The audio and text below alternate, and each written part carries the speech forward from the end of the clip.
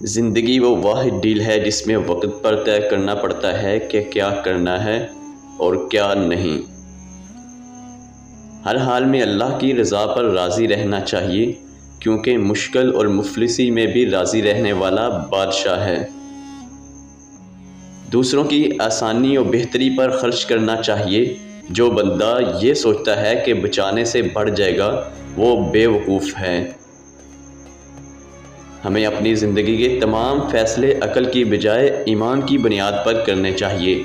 اکثر عقل کے فیصلوں سے انسان دھوکہ کھا جاتا ہے۔ طاقت رکھتے ہوئے معاف کرنا ہی در حقیقت درگزر کرنا ہے، لہٰذا دوسروں کی غلطیوں پر انہیں معاف کر دینا چاہیے۔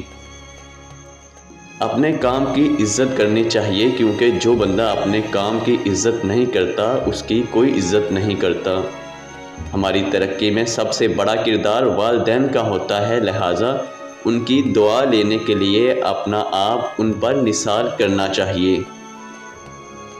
اختیار ہوتے ہوئے اس کا غلط استعمال نہ کرنا اور صحیح راستے کا انتخاب کرنا ہی دراصل کردار ہے۔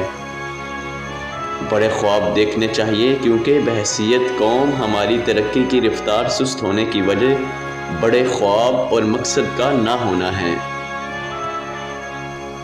لوگوں کی زندگیاں بدلنے سے پہلے انسانوں سے محبت کرنا سیکھیں، کیونکہ محبت کی طاقت تبلیغ کی طاقت سے زیادہ ہے۔